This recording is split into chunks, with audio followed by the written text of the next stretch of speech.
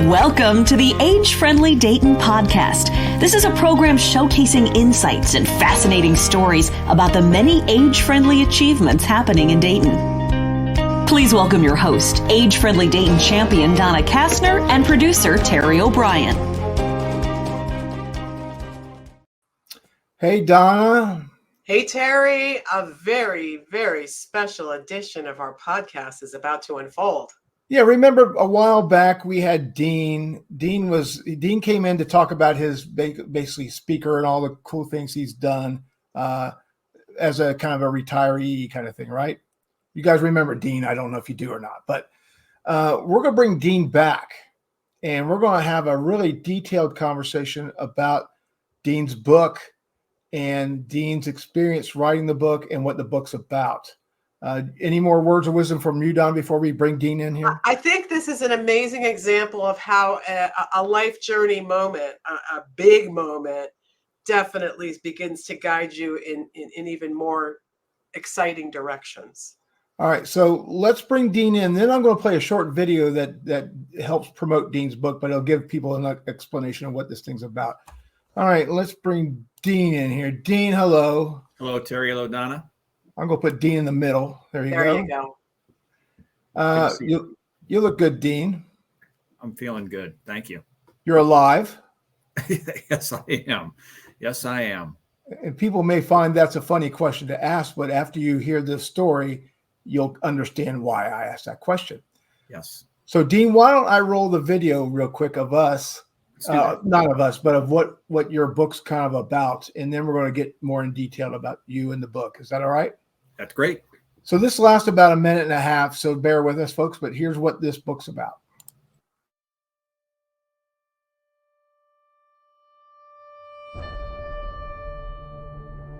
On November 22nd, 2022, Dean, Rose, and Stephen Wagenspack set out on the first day of their family vacation in St. Croix. The rest of the family were set to join on the following day. But for these three, an adventure at the Inali Bay tide pools was the perfect way to start their vacation. But that adventure would go terribly wrong. The unbelievable story within this book is a real-life account of the events that occurred that day to Dean and his family. He's gone! He was right there! But where is he? I can't believe I'm gonna die here, trapped in this small, pitch-dark underwater cavern. I don't know where I am or how the water pushed me here. It's so dark, I can't see any way out. The ledge I stand on and the abyss, the seemingly bottomless pit around me, is all I have. I don't know if my wife and son are still alive. And even if they were, how would they know where to find me? It's hopeless.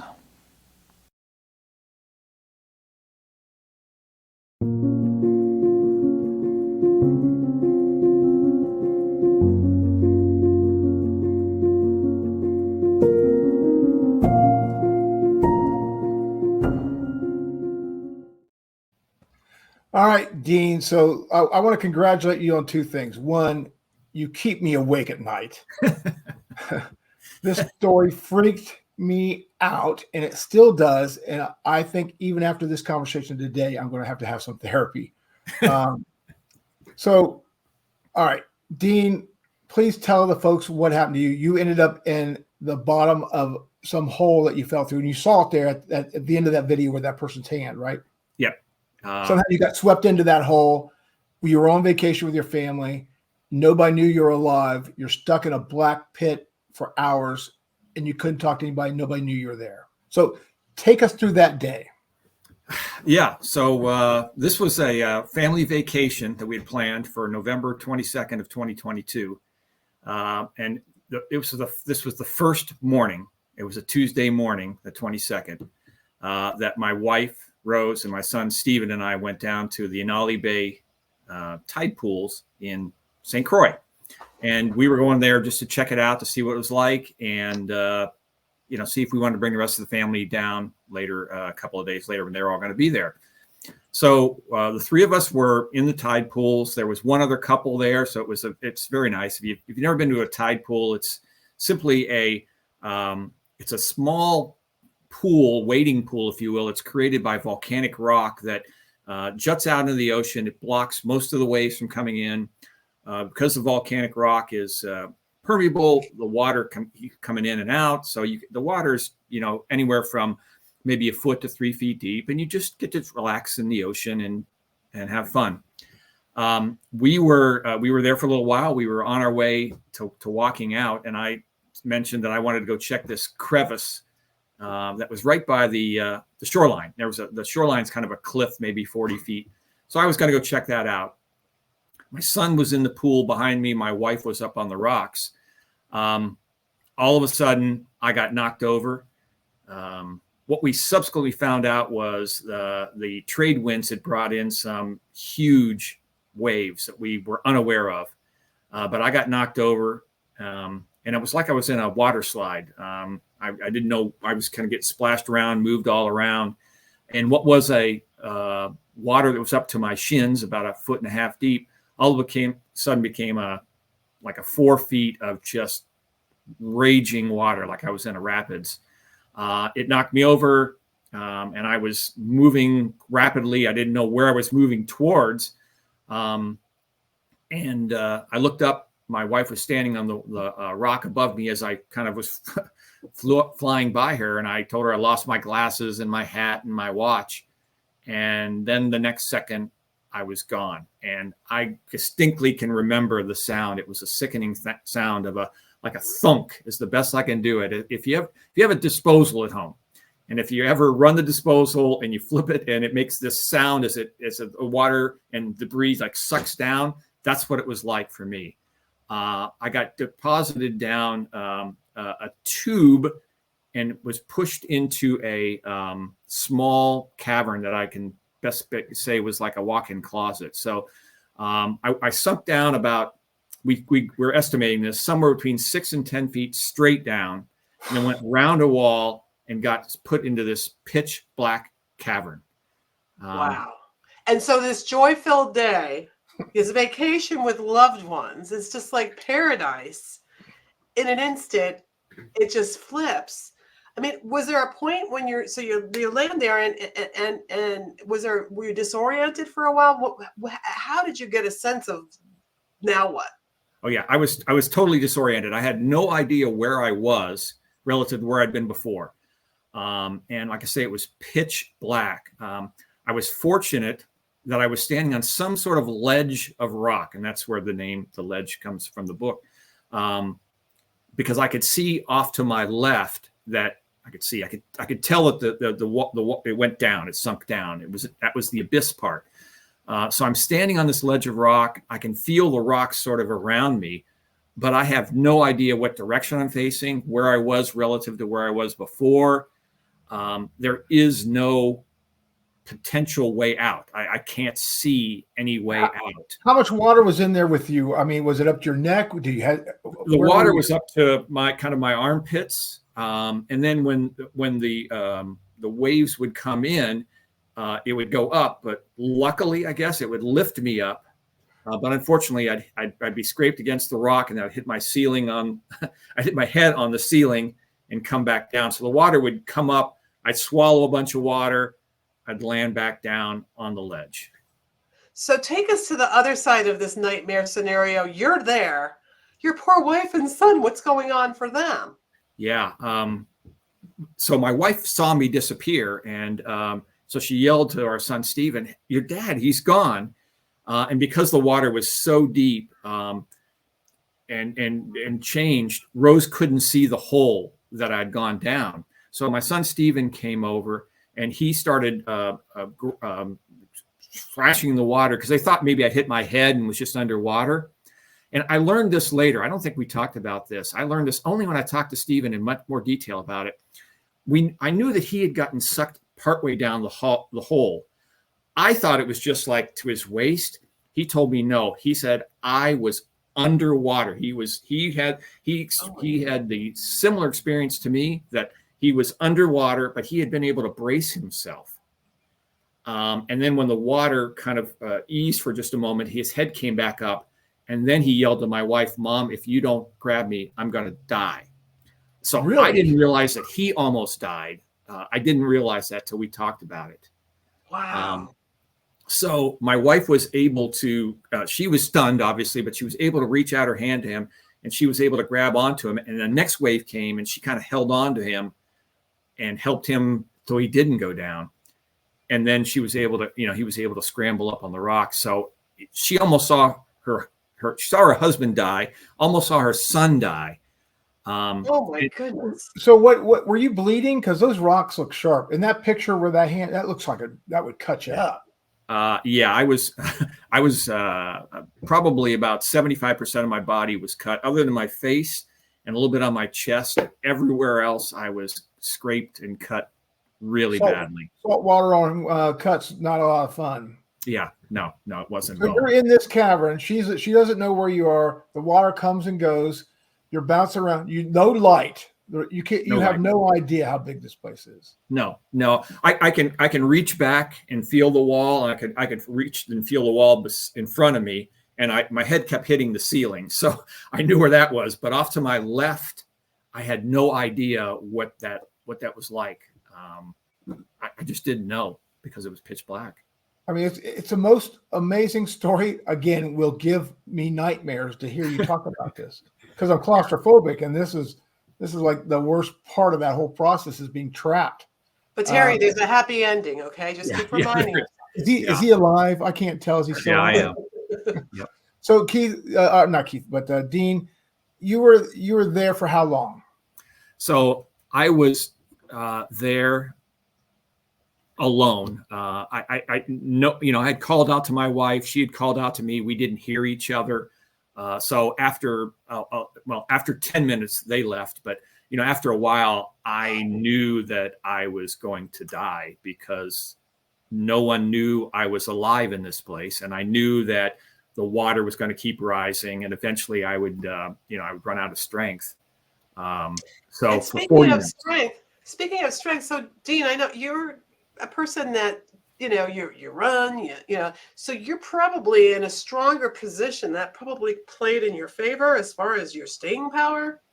Yeah, there's no doubt that my health was because I am in really good shape.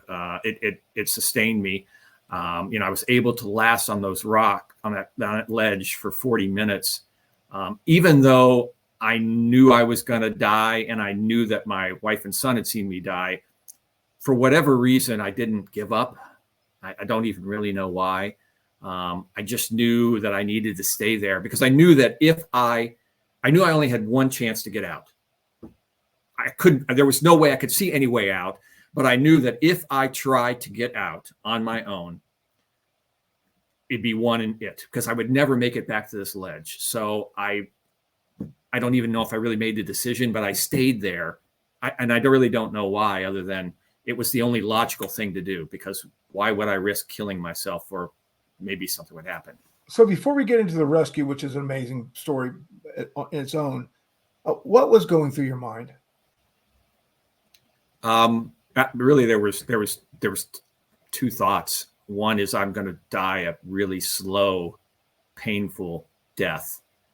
And two was, I can't believe I'm going to die here today. Because again, we had come for a family vacation. It was, we were being as safe as you could possibly be. I'm not a risk taker. I mean, it's sort of like, how does this happen? So I was reflecting on that, I don't know how this could possibly have happened. So was there any spiritual things that happened to you when you were down in that hole? Not until the rescue started. I was really focused on trying to just stay alive. That was my sole focus is that I knew another wave was coming. So it was get ready for the wave, Dean. Be ready for it to pick you up. Make sure you can try to stay in the same spot you were at. Try not to drink too much salt water. I was literally just trying to survive. I was really focused on that. So take us to the rescue. And I got to think hopefulness for your wife and your son is starting to wane. Where do we go with this rescue? How does this rescue come about? Yeah, the rescue is a series of unbelievable miracles. My wife and son knew I was dead because if you don't see anybody for 40 minutes, they'd actually, as they were working their way back towards the shore, because it wasn't safe where they were, they actually saw my hat floating in the water. So that was kind of like the final thing for them, was to see the hat. And so they were just standing. They'd been able to call 911. They had some help to do that. And so they were just sitting on the shore, which was about 300 yards away from where I was. They were just waiting for somebody to come. And then the first miracle happens is that there are probably 2 people in the world that know those tide pools inside and out. Those 2 people happen to show up after about 30 minutes. I'm underneath the water. They're Carl and Devron. They're 2 natives of St. Croix who take people on tour. So they'll drive you and your family down on a Jeep. They'll bring you to the tide pool. They'll show you around. They'll talk about it, and they'll keep you safe, and then they'll drive you out. And those 2 hear the story from somebody else that, somebody drowned over there. And they immediately left their tour group and came over to my wife and said, "Tell me exactly where he disappeared." And she was able to describe where it was. And they said to her, and she said, she'll never forget that. They said, "We're going to go get him." Wow. How did they know that? Did they know there was a ledge there? They have been to those tide pools probably 500 times. So they knew every inch of those tide pools. And again, there's nobody else that knows it. So they knew where that hole was. And so, they were like, "Okay, we know exactly the spot you're talking about." So they raced out there. But what was really important, what really another big step is that Carl was willing to risk his life for mine, because Rose and Stephen were calling out to me, but they were calling out. They were standing on rocks. So they were maybe 5 feet above the hole calling out because they didn't know where I was. Carl, because they told him, he knew I was in the hole. So he got down on the ground right by that hole with water swirling all around him, where I drowned. I went down and my son almost went down, and he was willing to yell into the hole with all this water around him. He risked his life for me. But because he did that, we were now not very far apart because I was in the rocks not far from that hole. So the second time he called out, I heard him. Oh, boy. Wow. And it was, I'll go back to a question you asked a little earlier. People said, "Well, your guardian angel was watching out for you, Dean." I got that. I go, I don't know what a guardian angel sounds like, but Carl's voice was a guardian angel's voice. Because, hearing that, again, I'd gone 40 minutes without hearing a soul. And all of a sudden I hear a voice. And so Carl stayed with me, and we talked back and forth through this hole would fill up with water. We couldn't hear each other. When it would kind of not fill up so much, he would yell something to me. He, "Stay strong." And then I would yell back to him. And there'd be times where we wouldn't hear each other. And, I get nervous that he was gone. And we'd call back and forth. His buddy Devron then ran back to the shore looking for a rope. Because they can hear me, but they don't know where I am. Right. They just know I went down the hole. So they were able to tell my wife and son that I was alive. And obviously those 2 didn't believe So if that happened here, let's just say Virginia Beach, just make that right. You would have a zillion people, rescue people, to flock to you. At St. Croix, that wasn't the case, was it? No. To get to this, to get to the tide pool, you get there one of 2 ways.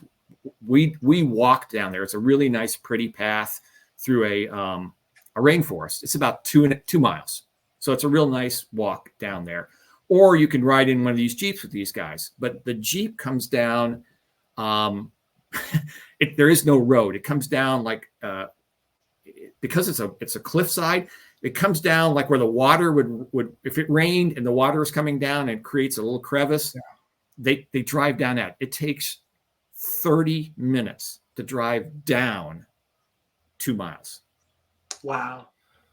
All right, So- keep going with your rescue because we got lots of stuff to cover now. Yeah, And so I know we have lots to cover. Let me just say one quick thing. Carl, holy cow. And you know the Yoda, do or do not, there is no try. He was committed. We're Yes. going to go get him, you Yeah. know? Wow. Oh, cow. Yeah, Oh, he keep absolutely going. was. He absolutely was. And so then sort of, we'll call it miracle number 2 happens is that a guy that's actually a rescue volunteer, he and his brother and his brother's girlfriend were going out. They decided to come to the tide pools. He was going to show them to him. So his name's Ben. And Ben, because he does this, he has a Jeep. He usually throws his gear, his rescue gear in because he says he never knows if he's going to get a call for a car accident or a fire or something. So he tossed his rescue gear in. But most importantly, on that particular day, he said, I literally looked in my closet and I saw my rescue rope. And he said, I haven't had that in my Jeep for a year. And he tossed that into his Jeep. If he doesn't bring the rescue rope, I don't make it out. Wow. I don't make it out. So he shows up, and because he was coming to tide pools, he was already sort of on the way there. So he got there probably 30 to 45 minutes sooner than he would have if he had to come from home. So I don't know if I'd have lasted underwater another 30 minutes, but because he was close by. Did cell phone service work for your wife or son? Or did they have cell- Yeah, they could call 911. Okay. That was it. It really doesn't work much more than that. So Ben arrives. He gets the story. He grabs his rescue rope. He goes out with Devron and Carl, and they're standing over this hole. And they go, and Carl literally says to him, "We're talking to the rock," because he doesn't know they don't know where I am. They just know I'm in the rock somewhere, right? And so they say, "Okay, Dean, we're going to toss the rope to you. Grab it." Okay, so you have to picture this in your mind. I'm in a pitch black cave. Exhausted, by the way, right? Exhausted. I have no idea where the rope is coming from, what direction. And I'm trying to figure out how is a rope going to just appear and float to me. But they said that's the only thing they could do. And they had no idea what they were doing. They were just like, so basically what Ben just had to do was time the throwing of the rope, like let it go when the water was draining so that it would grab it. And what we were able to surmise later was the rope had to go down again 6 to 10 feet down a tube, then out towards the ocean, then around a wall, and then to me. It had to take this curving thing. And this was all there's no magic. I mean, it's not him directing it. It's just the way the currents worked for me. But I stood there because I couldn't see, right? It's pitch black. I just stood with my arms straight out. And the rope came right across my arms and I grabbed it. My God. Yeah. And now comes the next hard part, which is they got to convince me to jump into the water and have them pull me out without anybody knowing how far. Am I 5 feet, 10 feet, 50 feet, 100 feet from them? We have no idea. And I'll be honest, I was totally scared to leave that ledge because the ledge was safe-ish. Yeah, now you're going to the abyss, right? Yeah, I'm jumping into the abyss. But eventually, I really don't remember this part, but I jumped in the water and they said I stopped responding to Carl's talking. So they just started pulling the rope in as fast as they could. And they said they could see the rope around a hand, and then they could see an arm, and then they could see a bloody arm, and they just grabbed a hold of me and pulled me up on the rocks. God, that story again is going to haunt me.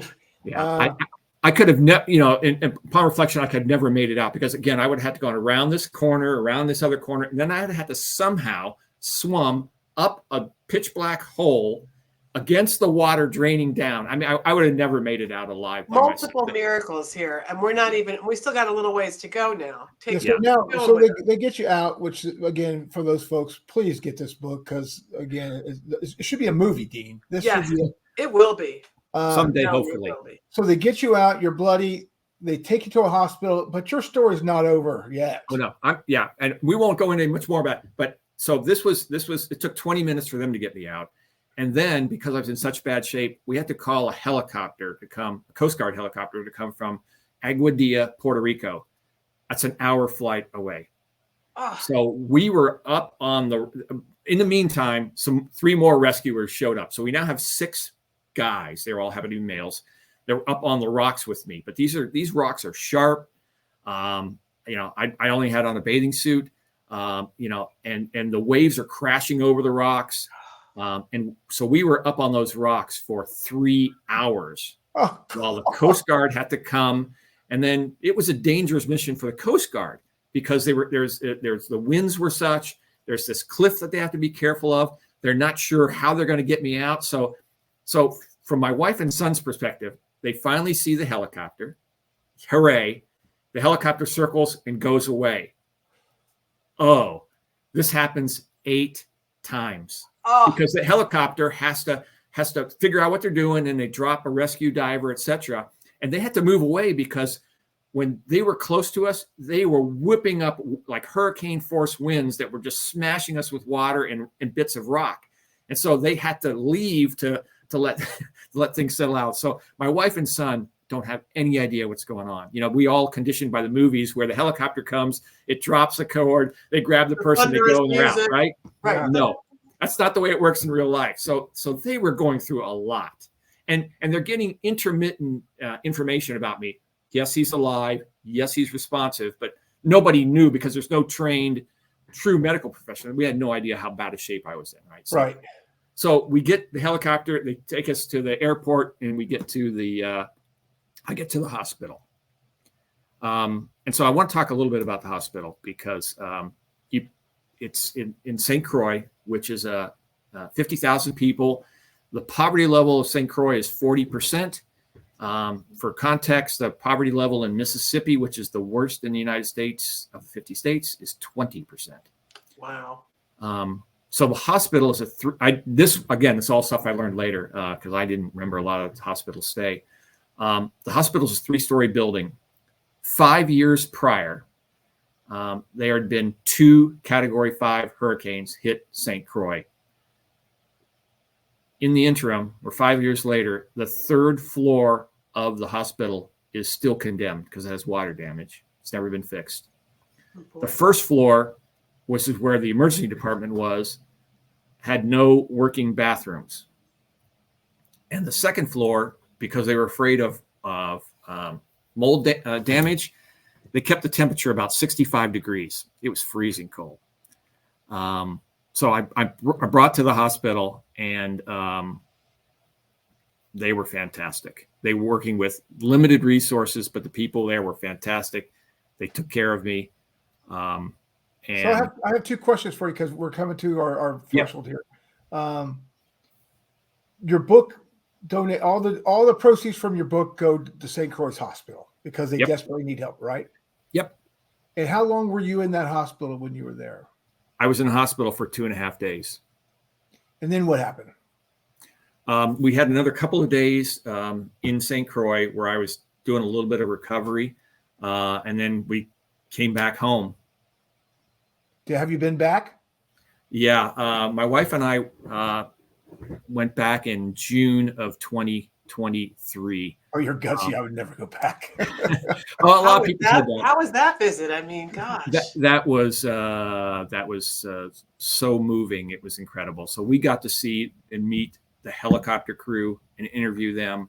We got to meet the people in the 911 center. There's a miraculous story about that's in the book. And for those folks, they never see the person they save. Never. So I was the first person they've ever seen. My wife and I got to thank them. We got to hug them, which was quite meaningful. We went to St. Croix. I got to see 5 of the nurses that had been, and we got to see 5 of the rescuers. So we got to see the people again, thank them, hug them. It was quite moving. Carl took us back on a personal tour back to the tide pool. So we got to see the place, and it looked a lot different. Is that where you got that picture that we saw with the hand? Yeah, the picture with the hand. Yeah. Okay. So you would think they would fill that in. You'd think some cement truck would come and just dump a bunch of cement down that hole. Yeah. Yep. So here you're surrounded by a crew of heroes, just one hero after the next, everyone going the extra mile. Yet you can see where, gosh, if they had a little more to work with, take us where you're going. Because that's the search for meaning seems to be your landing point from this extraordinary experience. Yeah. Yeah. So, there's been a lot of why did this happen to me? What am I supposed to do with it? Why did I live and others don't live? There's a lot you go through when you're in a situation like this. And what I've learned is that, people, we all are this way. We try to make the story easy, either God saved me or guardian angel saved me, or your time is not up, etc., which all is probably true, but it's really hard when you're the person that's on the end of it, because why am I more worthy than others to be alive? Why did I have all these people that came to my? So I've really been looking for that, and I've it's reinforced for me something that we probably need at these times is that there are a lot of really, really, really good people out there they'll risk their lives for you. They didn't know me. And we don't hear about them on the evening news, do we? No, we don't. And so it really is kind of reinforced for me that there really are a lot of good people, and I've really, it's changed my life in that I'm really trying to be more positive about a lot of things. There's one thing I don't share very often, but I'm going to share it with you all because I think this is like really critical. Is my wife Rose and I, we've been married 40 years. We have a great relationship, obviously, but what we've done is we've come up with what we call the hug. And what that is that we spend 10 seconds every day hugging each other, and you're not allowed to do anything other than hug. There's no thinking, there's no talking, there's no pondering. It's just simple connection. Right. And we do that every day. It doesn't happen at the same time every day, but it's like sometimes at 8:00 we'll go, we haven't had our hug, have we? But it's, there's that you just connect with somebody again, just for a little bit of time, and you let everything else go. And so, we use that as ourselves together. And I've tried to use that with anybody else I encounter is that I can give them 10 seconds of nicety. Hey, how you doing today? Or thanks for your service or whatever. And so, those are some of the things we're looking for meaning. And obviously, whatever we can do to help the hospital is really what we want to try and do monetarily, because they need it. All right, Dean. So your story is absolutely amazing. I mean, the folks out there they need to listen to this, but how do they get your book? And it's the speaking engagements, right? You're gung-ho going on that. Tell us what more you're doing now and how we can help. Yeah. So you can go to get the book. It's theledgebook.com. Okay. So that's the place to go. And if you go there and buy a book, I'll sign a copy to you and send it to you. That's great. That's the place. But you're also an amazing speaker. Even before this magnificent chapter of your life, you were a TEDx Dayton speaker. You are. I was already a fangirl, Dean. And then took it further. But I'm going to tell everyone, our listeners and viewers out there, if you're looking for a motivational speaker, I mean, you just caught a glimpse of this story, which Dean's amazing. So hire Dean. Yep. So I'm happy to do talks. I'll tell you, we did a talk last week. I termed it Books and Beers. We did a talk at a brewery. And we had 40 people there, which is really awesome. And, but it was really just talking about the book and then opening up for questions. And so it was a lot of fun. So, we make ourselves available to book clubs, libraries. I love how you've wrestled for the purpose and meaning behind this extraordinary experience. Some people will just be like, holy cow, I'm so glad I'm here. You and your wife, God bless you, you're taking it a step further. What more can we do? Yep. So, Dean, I want to thank you for joining us today. I'm going to roll the end credit here, and Donna and Dean, stay on. We'll have a conversation after I roll the end credit. But I want to thank you for this, Dean. This is an amazing story. And again, thanks for the lack of sleep I'm going to get for the next few nights. Glad to help. No, thanks for having me. All right. Hold on, guys. Welcome to the Age-Friendly Dayton podcast. This is a program showcasing insights and